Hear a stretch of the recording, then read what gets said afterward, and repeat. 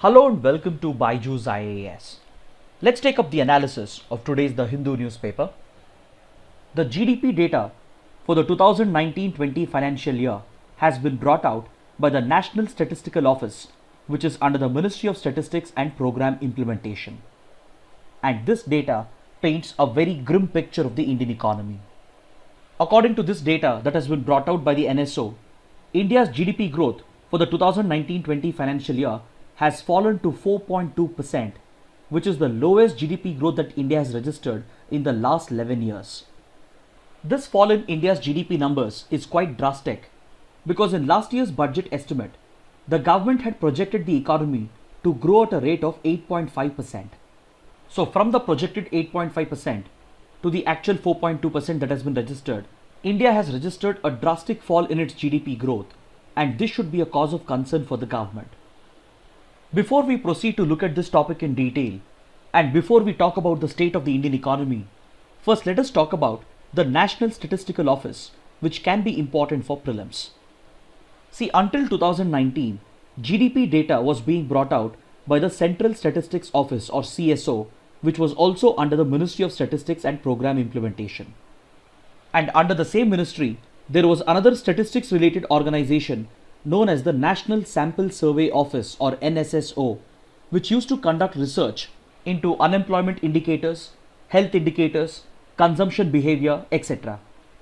Last year, the government decided to merge these two offices and establish the National Statistical Office as an apex body under the Ministry of Statistics and Program Implementation for all statistical exercises of the Government of India.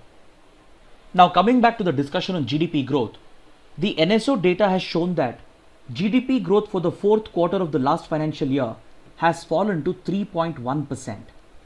Please note that this was India's real GDP growth that has been adjusted for inflation. Whereas nominal GDP growth that is not adjusted for inflation was at 7.5% for the fourth quarter of the last financial year, and it recorded a slight improvement as compared to the previous quarter. But what really matters is the real GDP growth numbers, and this clearly points towards stagnation of the Indian economy.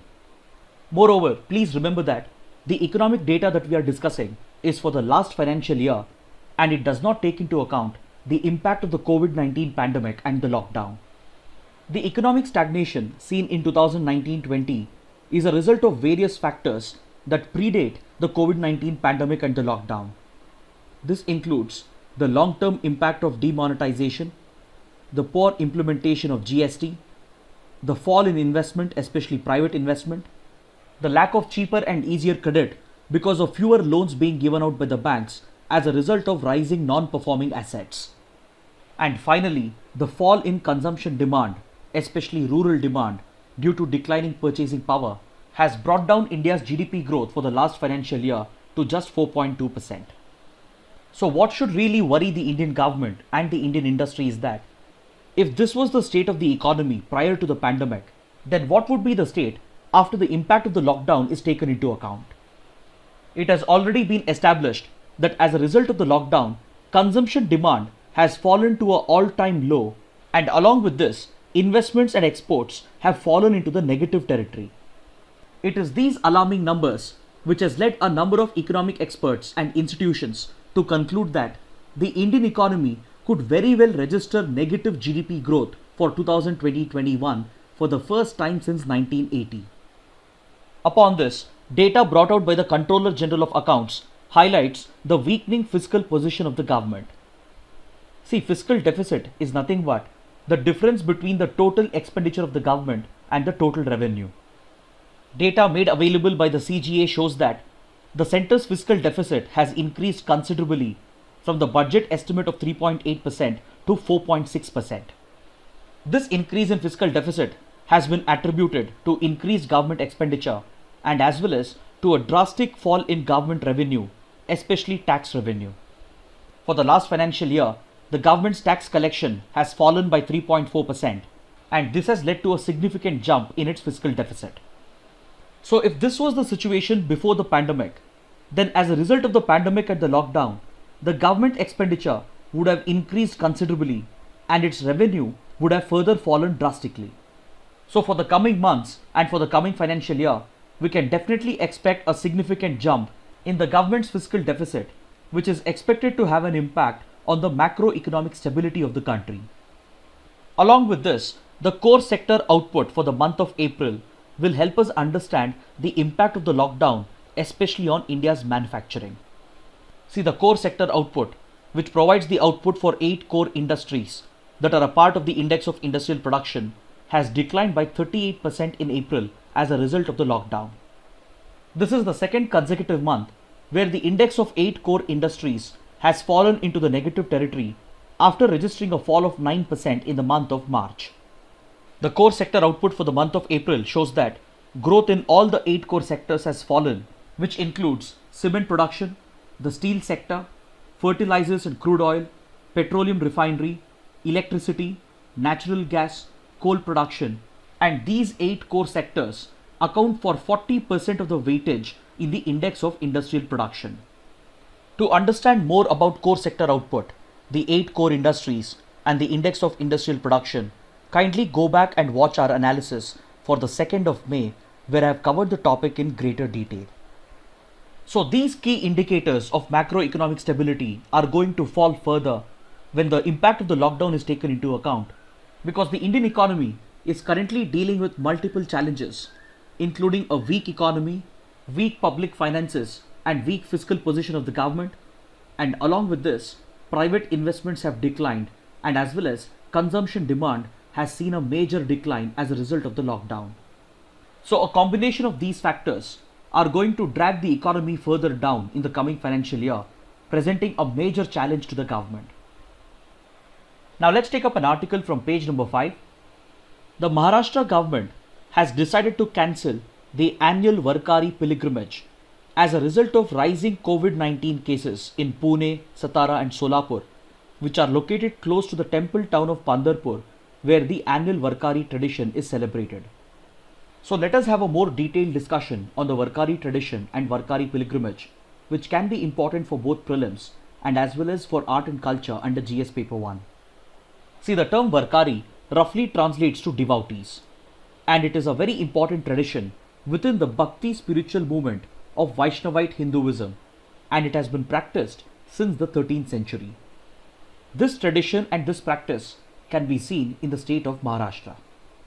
As a part of this tradition, the devotees or the Varkaris of the Bhakti spiritual movement, they worship Lord Vittala or Lord Krishna, also known as Lord Vithoba, who happens to be the presiding deity at the temple town of Pandharpur.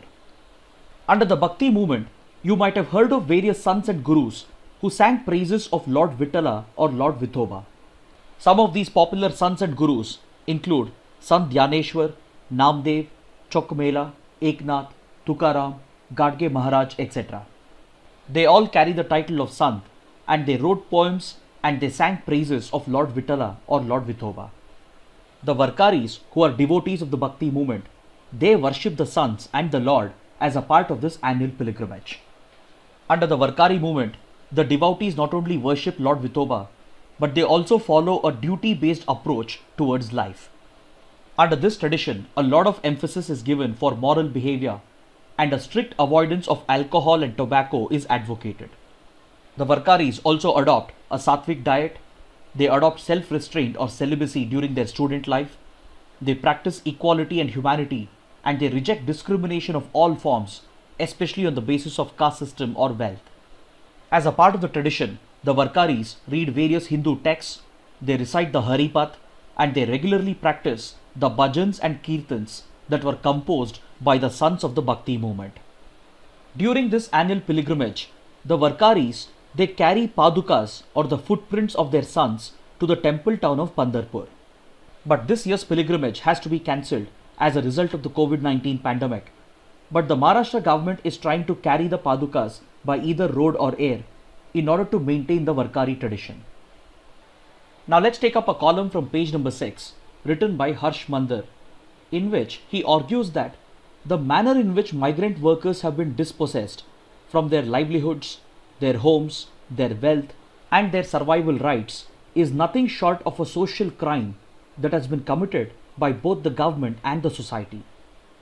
The writer argues that the government and the society at large are collectively responsible and culpable for committing and perpetuating this social crime. Essentially, the writer is evaluating the disproportionate impact of the pandemic and the lockdown on India's migrant workers and the poor working class of India. See, over the last 2 months, we have discussed how the lockdown has exposed the inherent inequality that exists in our society and in our civilization. The pandemic and the lockdown has clearly shown the class divide that exists between the privileged and the poor. Because see, at the end of the day, the pandemic was an imported disease that was brought to the country by the privileged upper and middle classes who had the ways and means to travel abroad. But despite this, the real price had to be paid by the poor working class. See, the objective of this argument is not to blame the pandemic on the privileged class. It is not to ignore the suffering and the losses suffered by the upper and the middle classes. But the objective is to highlight the lack of empathy in the society and the inherent inequality and class bias that has been built into our society and our civilization through government policies and through societal norms. See, imposing the lockdown had become a necessity considering the scale at which the pandemic was spreading.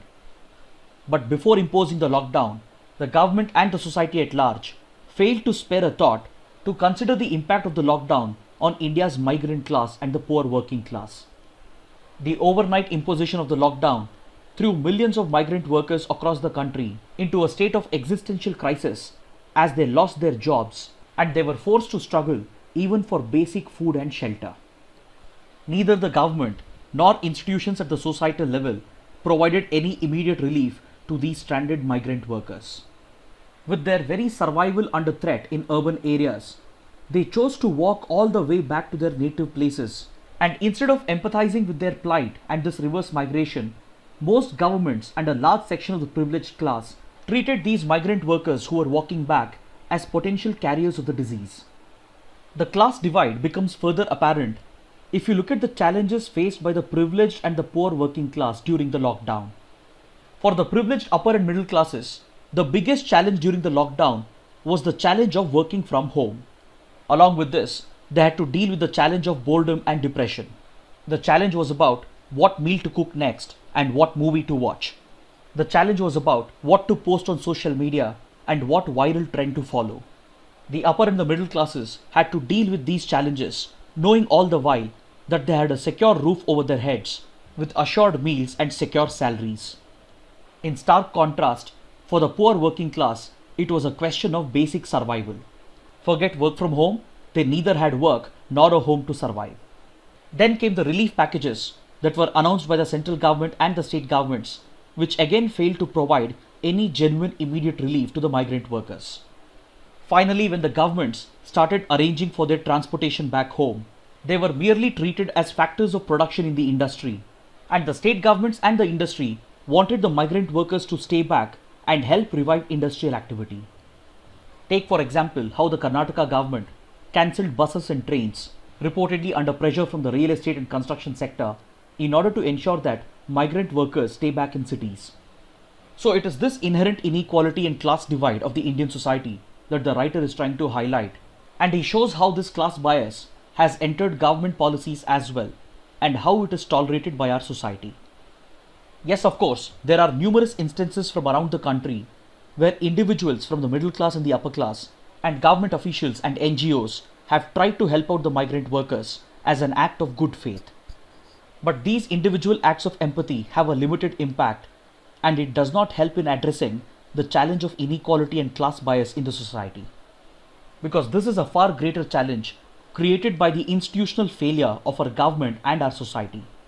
So in this context, the writer is asking the government, the society and the civilization to introspect and learn lessons of solidarity, equality and justice from this unprecedented crisis that we are witnessing. Now let's take up another column from page number 6, which evaluates the state of diplomatic relations between India and Australia in the context of the upcoming virtual summit between Indian Prime Minister Narendra Modi and Australian Prime Minister Scott Morrison. First, let us talk about the background to this topic. See, India and Australia have traditionally shared a close and cordial relationship because both the countries find a lot of common ground in each other. First and foremost, both India and Australia are vibrant and diverse democracies. Both the countries share a colonial past and they are a part of the Commonwealth grouping.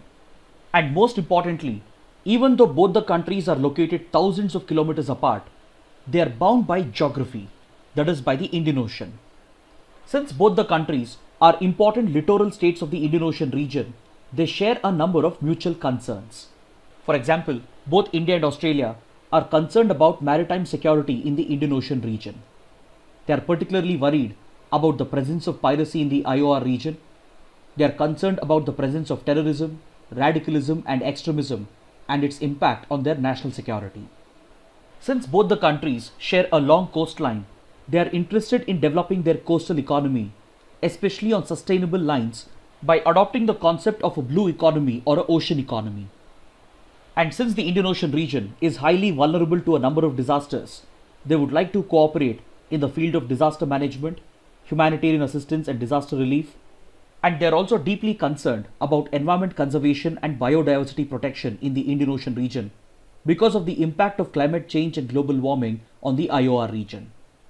So these mutual concerns have brought both the countries closer, and hence they are a part of a number of groupings such as the Indian Ocean Rim Association, and in the interest of promoting maritime security and maritime cooperation, both the countries hold joint naval exercises known as AUS-INDEX, and Australia is also a key member of the Multilateral Naval Symposium that was initiated by India, known as the Indian Ocean Naval Symposium. Of late, both the countries have come together under the so-called Quad or the Quadrilateral, which also includes Japan and the United States. The main objective of the Quad is to promote maritime security in the Indo-Pacific region, and the coming together of these four like-minded countries is also seen with suspicion by China, because China believes that the Quad is an initiative of the United States to contain China's influence in the Indo-Pacific region. The Quad initiative is seen to be an extension of the Indo-Pacific strategy of the United States that seeks to challenge China's geopolitical dominance in the Indo-Pacific region. Then both India and Australia have very close economic and cultural engagement with the Southeast Asian countries through the ASEAN grouping. They also engage very closely with East Asian economies such as Japan, South Korea, etc. Apart from these geopolitical and geo-economic grounds, there is a cultural angle as well, which brings India and Australia closer. Both the countries share very close people-to-people relations that is primarily led by Indian students and Indian professionals who travel and settle in Australia to study and work. Then both the countries are increasingly concerned about the rising assertiveness and aggression of China in the South China Sea and as well as in the Indian Ocean region. The increased naval deployments of China in these regions and the increased assertiveness of China with regard to maritime conflicts in this region has been a source of mutual concern for both India and Australia. Apart from this, India and Australia are also concerned about the aggressiveness that China shows with regard to trade practices in the Indo-Pacific region. Even though both India and Australia share a major trading relationship with China, they are concerned that China exploits its trade dominance to its advantage. So these are the key factors that define India's relations with Australia, and it would be interesting to watch as to how the virtual summit is going to take the relationship forward. Of course, both the countries are expected to hold discussions on the geopolitical developments of the Indo-Pacific region, and this is said to be the key highlight of the virtual summit. Both India and Australia are on the sidelines of the ongoing geopolitical conflict between United States and China in the Indo-Pacific. The United States sees India and Australia as allies in this conflict against China. While Australia is more than willing to be an ally of the United States in this geopolitical conflict, India has its own reservations with regard to this strategy of the United States. Because India would like to pursue an independent bilateral relationship with China that is based on its principle of strategic autonomy without being bracketed as an US ally. The grouping of US, Australia, Japan and India is always seen with suspicion by China, and India doesn't like to unnecessarily increase tensions with China because India is the only neighboring country of China amongst these four countries. Even though India and China have their own set of disputes and conflicts, they do share a close and strategic relationship which India would not like to upset by being seen as an ally of these three countries. So India's approach towards this geopolitical conflict in the Indo-Pacific is to balance the relationship between China on one hand and US, Australia and Japan on the other hand. But irrespective of this, India definitely sees Australia as a key defense partner in the Indian Ocean region, and hence both the countries are expected to sign the much awaited Mutual Logistics Support Agreement, which would allow the Indian Navy and the Australian Navy to exchange logistics. In fact, India has already signed similar agreements with the US and Japan, and it allows the armed forces of both the countries to exchange logistics such as access to each other's military bases, fuel resupplies, etc. Then going forward, Australia would expect India to include Australia as well as a part of the Malabar naval exercise. See, the Malabar naval exercises are usually a bilateral naval exercise between India and the United States. A few years ago, India expanded the ambit of the Malabar exercise by including Japan, Australia and Singapore. So when India turned the bilateral Malabar exercise into a multilateral naval exercise involving these countries, China saw this as a direct threat and it led to a dispute between India and China. So in the interest of maintaining good relations with China, India cancelled the multilateral nature of Malabar exercise and it continued holding a bilateral naval exercise with the US under the Malabar flag. But over the last few years, due to increasing confrontation between India and China, and due to increasing strategic closeness between India and Japan, India decided to elevate the bilateral Malabar exercise into a trilateral format involving Japan. So after the inclusion of Japan, even Australia has expressed its interest to be a part of this multilateral naval exercise, and India is expected to take a final call on this. Then the writer expects India and Australia to elevate their 2+2 dialogue from the current secretary level talks to the level of ministers. See, in diplomatic language, the 2+2 dialogue is usually a reference to an interaction between the foreign ministry and defense ministry of two countries. For example, India and US have recently established a 2+2 dialogue which is at the level of the ministers. That is, India's foreign minister and defense minister interact with the Secretary of State and the Secretary of Defense of the US. But with Australia and even with Japan, India has a 2+2 dialogue, but it is at the secretary level. That is, the Foreign Secretary and Defense Secretary of India interact with their respective counterparts from Japan and Australia. So the writer hopes that India and Australia would elevate the 2+2 dialogue to the ministerial level in order to further enhance defense and strategic cooperation between the two countries. Apart from this, there are a number of other areas where India and Australia can collaborate. For example, both the countries can work together to jointly battle the COVID-19 pandemic. Research institutions from both the countries can even consider developing a joint vaccine for the pandemic. Then Australia can share its expertise in building efficient supply chains, especially in the food and healthcare sector, and this could be a great value addition to Indian exports. Then both the countries can take forward their cooperation in the higher education sector by relaxing the visa restrictions for students, by addressing the concerns of Indian students, and by promoting collaboration between higher education institutions of India and Australia. Now let's take up an article from page number 8 which deals with the onset of monsoon in India. See, according to earlier forecasts provided by the Indian Meteorological Department, this year's monsoon was supposed to enter Kerala in the first week of June. The official date for the onset of monsoon was designated as the 5th of June, but however, the IMD was predicting the monsoon to enter earlier, probably as early as the 1st of June, as favorable onset conditions existed along the coast of Kerala. But a latest development in the Arabian Sea has led to uncertainty over the arrival of monsoons in Kerala. The IMD has expressed concern about the possible formation of a cyclone in the coming week in the Arabian Sea that could disrupt the monsoon and delay the arrival of monsoons in India by a few days. See, last year, Cyclone Vayu that had formed in the Arabian Sea had caused a similar disruption to the onset of monsoons in India. Cyclone Vayu had delayed the arrival of monsoon by almost a week, and it entered on the 8th of June in Kerala. Over this weekend, the IMD expects a deep depression to form in the Arabian Sea, but it does not expect this to turn into a cyclonic storm. But however, the weather forecasting model of a European forecasting agency has predicted that this deep depression would easily develop into a cyclone with the potential of disrupting the arrival of monsoons in India. This article also helps us understand The sequential progression of a storm. See, a storm always begins as a low pressure region. It further graduates to a depression, then to a deep depression. If ideal conditions for the formation of a cyclone exist, then the deep depression would escalate or graduate into a cyclonic storm.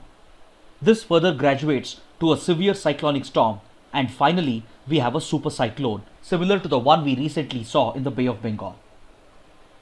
Now let's take up an article from page number 14 which deals with the geopolitics surrounding the rollout of 5G technology. See, we have discussed in previous sessions that the Western countries are locked in a geopolitical conflict with China with regard to the rollout of 5G technology. See, Chinese telecom major Huawei Networks is seen as a global leader when it comes to telecom infrastructure. The telecom equipment designed and developed by Huawei Networks has been installed across the world, and the Western countries fear that this dominance of Huawei gives an unfair advantage to the Chinese government to threaten the cybersecurity of the Western countries. Western countries led by United States, United Kingdom, and as well as by many other European countries, they believe that Huawei Networks has very close connections with Chinese intelligence agencies and the Chinese People's Liberation Army. Investigations into previous incidents of cyber attacks have revealed that Huawei Networks has reportedly built so-called backdoors into their telecom equipment in order to enable Chinese intelligence agencies to access the secure communications of Western countries. In the past, even India has had similar experiences with regard to cyber attacks originating from China, and the Indian security establishment also has some concerns about the connections between Huawei Networks and Chinese security agencies. Over the last 1 year, the United States has been leading a global campaign to ensure that none of the democratic countries give permission to Huawei Networks to roll out 5G technology in their countries. It is not just the geopolitical and national security angle that the Western countries are concerned about, but there is also an economic angle to this. Because 5G technology is set to pave the way for the fourth industrial revolution that would be led by emerging technologies such as artificial intelligence, Internet of Things, machine learning, etc. So the Western countries led by US and UK have been trying to resist this Chinese dominance, especially the dominance that Huawei Networks has with regard to global telecom equipment. And through a very interesting proposal, the United Kingdom is trying to bring all the democratic countries together against China. The UK has proposed the establishment of a 5G club involving 10 democratic countries, and this grouping has been tentatively named by UK as the D10. As per this proposal made by the United Kingdom, the D10 is supposed to include the G7 countries, which comprises of United States, United Kingdom, France, Germany, Italy, Japan and Canada. Along with the G7, the D10 proposed by UK is supposed to include 3 other like-minded, democratic and technologically advanced countries such as Australia, India and South Korea. The objective of this proposal made by UK is to create a platform wherein the 10 democratic countries could jointly work towards the development and rollout of 5G technology in these countries and keep Huawei Networks out of their telecom infrastructure, especially their critical telecom infrastructure. Now let's take up the practice questions for the day. Amongst the cities given below, which city or cities face the highest risk of being affected by earthquakes? Is it Bengaluru or New Delhi or Guwahati or Srinagar? Amongst the given options, the correct answer is option C, 3 and 4 only. It would be Guwahati and Srinagar which are at the highest risk of being affected by an earthquake. See, this question can be answered by looking at the hazard and vulnerability map of India for earthquakes. First, it was the Geological Survey of India which categorized the country into different seismic zones, and later the National Disaster Management Authority has developed a full-fledged hazard and vulnerability map of India for earthquakes. This map divides India into seismic zone 2, zone 3, zone 4 and zone 5. Zone 5 faces the highest risk, and these regions include the Kutch Peninsula of Gujarat, parts of Kashmir and Jammu, parts of Himachal Pradesh and Uttarakhand, parts of Bihar along the Nepal border, and almost the entire of northeast of India. So since both Srinagar and Guwahati fall under zone 5, they are the ones at the highest risk of being affected by earthquakes. Then under zone 4, which is classified as a high seismic zone, you have the entire stretch from Punjab all the way to Bihar, and it also covers Sikkim, Ladakh and Jammu and Kashmir. So basically, the entire Himalayan belt is highly vulnerable to earthquakes because the region is sitting on an active tectonic zone where the Indian plate is constantly pushing against the Eurasian plate. This question has been asked because according to this article on page number 3, mild earthquake tremors were felt around the Delhi NCR region. Now let's take up the next practice question. It was once home for Asia's largest seaport. Many people from the city migrated from this seaport to many countries like Burma, Mauritius, Fiji and many Southeast Asian countries to work there as workers where they were called as Korengas. They still live in those countries, learn Telugu and practice the Andhra culture. This description refers to which port city? The correct answer is option B, Kakinada. Now let's take up the next practice question. What is the IUCN status of the following threatened species of birds, the great knot and the Indian skimmer respectively? The correct answer is option C, it is endangered and vulnerable. The great knot has been listed as endangered, whereas the Indian skimmer has been listed as vulnerable. These two questions were asked because according to this article on page number 8, the dredging activities of GMR along the Kakinada coast and the Kakinada port is posing an environmental threat to the Kumbhabhishekam mudflat and the mangrove forests that are located over here, which happens to be an important habitat for threatened species of birds such as the great knot and the Indian skimmer. Now let's take up the next practice question. Which of the following statements are correct? United Nations peacekeeping forces are deployed based on the authorization of the UN General Assembly. The United Nations Military Gender Advocate of the Year Award recognizes the dedication and effort of an individual peacekeeper in promoting the integration of gender perspective into peacekeeping activities. Recently, a peacekeeper from the Indian Army was chosen for the award. Amongst the given statements, the first statement is incorrect. Because see, the UN peacekeeping forces are deployed based on the authorization of the UN Security Council, not the UN General Assembly. Whereas the other two statements are correct, so option D is the right answer. This question has been asked because according to this article on page number 9, Major Suman Gavani of the Indian Army has been chosen for the prestigious United Nations Military Gender Advocate of the Year Award for promoting gender integration during her deployment in the United Nations mission in South Sudan. Now let's take up the next practice question. Which of the following statements are correct? The National Career Service is a mission mode project launched in 2015. It establishes career-related services across the country by revamping the existing employment exchanges into IT-enabled career centers. The project is being implemented by the Ministry of Skill Development and Entrepreneurship.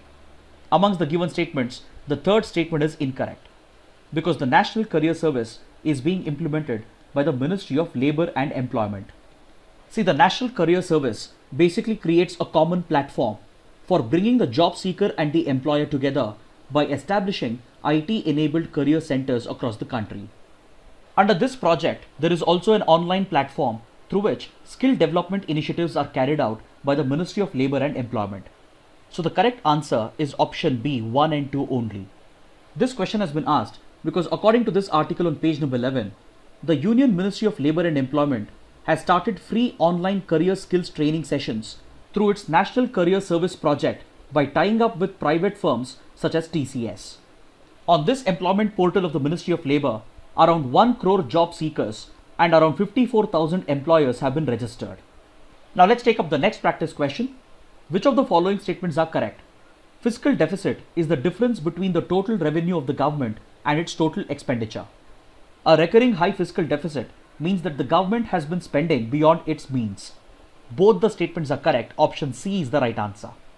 This question has been asked because according to this article on page number 15, the Controller General of Accounts has brought out the latest data on India's fiscal deficit, and as per this data, fiscal deficit has increased to 4.6% as compared to the budget estimate of just 3.8%.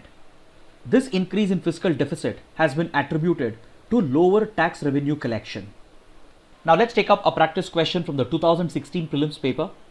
With reference to the Gram Nyayalaya Act, which of the following statements are correct? As per the Act, Gram Nyayalayas can hear only civil cases and not criminal cases. This statement is incorrect because under this Act, these village courts have been given jurisdiction over both civil cases and as well as criminal cases. The second statement says the act allows local social activists as mediators or reconciliators. This statement is correct, so option B is the right answer. Finally, let's take up a couple of mains practice questions. The first question, dispossession of India's working poor during the COVID-19 lockdown is nothing short of a social crime. Critically evaluate. The second question, examine the current state of diplomatic ties between India and Australia. Kindly write an answer to these questions and post your answers in the comment section below. So this concludes our discussion for the day. Thanks for watching.